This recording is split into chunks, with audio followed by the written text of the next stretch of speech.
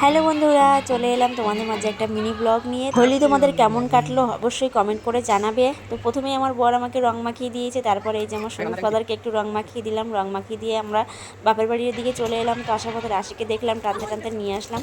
তারপরে এই যে চলে এলাম, এখানে আমার বৌদিরা নাচ করছিল, একটু সেখানে নাচ করছিলাম, একটু নাচ করে নিলাম। নাচ করে তারপরে এই যে চলে এলাম হচ্ছে আমার ভাসুরের বাড়িতে। তো দাদাকে এই যে রং মাখিয়ে দিলাম, আর আমার যা এরকম পাশে রং মাখাচ্ছে, আর আমার মেয়ে দেখো নাচ করছে, গান হচ্ছে যেহেতু সেই কারণেও নাচ করছে।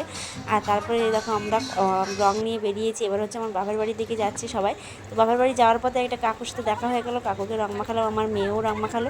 যাওয়ার পথে একটা ভাই দেখি রং মাখে ভূত হয়ে রয়েছে, ওকে চিনতে পারছি না। তো আমি বললাম যে কে এটা, তারপর ও বললো যে আমি। তো বাবাদের এখানে ঢোকার পথে দেখি বর্দি দাঁড়িয়ে রয়েছে, তো বর্দিকে একটু রং মাখিয়ে দিলাম। তারপরে এই যে আমার বর আমার দাদাকে রং মাখাচ্ছে, আমার যাও রয়েছে, ভাসুরও রয়েছে, সবাই আমরা চলে এসেছি। তারপরে এই যে আমার বর আমার বৌদিকে কী রং মাখাচ্ছে, যাই হোক শালা বউ বলে কথা। তারপরে এই যে আমি আমার দাদাকে রং মাখিয়ে দিলাম, আমার দাদাও আমাকে রং মাখালো। তো তারপরে আবারও চলে এলাম এখানে বৌদিদের সাথে একটু নাচ করতে। তো তোমরা দেখে নাও আমরা কেমন নাচ করলাম। এই ছিল আমাদের মিনি ব্লগ। তো কেমন লাগলো অবশ্যই কমেন্ট করে জানিয়ে দিও। টাটা।